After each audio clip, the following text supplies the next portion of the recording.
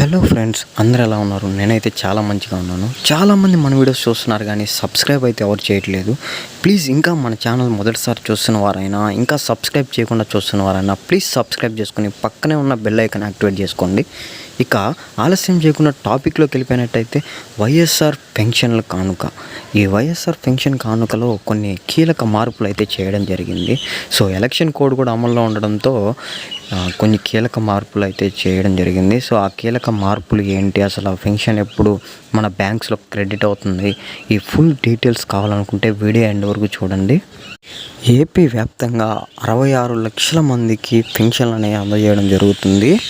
ఇప్పటికే 48,92,000 మంది బ్యాంక్ ఖాతాల్లో అమౌంట్ జమ కావడం అయితే జరిగింది.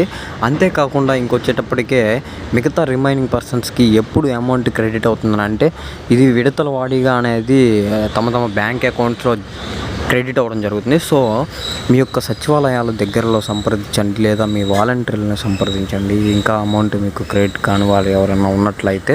ఇంకొక పాయింట్ ఏంటంటే మే 1వ తారీఖు నుంచి మే 5వ తారీఖు వరకు సచివాలయాలలో మీరు ఈ యొక్క పెన్షన్ అమౌంట్ మీ బ్యాంక్ అకౌంట్స్లో పడనట్లయితే సచివాలయాలను సంప్రదించి వాళ్ళని మీరు ఒకసారి అడగొచ్చు.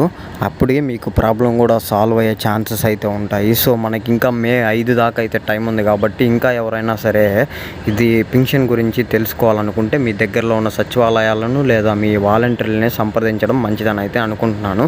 ఇక్కడ వరకు చూసారంటే వీడియోలో ఎంతో కొంత ఇన్ఫర్మేషన్ ఉందనుకుంటున్నాను. సో ఇన్ఫర్మేషన్ ఉన్నట్లయితే ప్లీజ్ సబ్స్క్రైబ్ చేసుకొని సపోర్ట్ చేస్తారని అనుకుంటున్నాను. Thank you guys.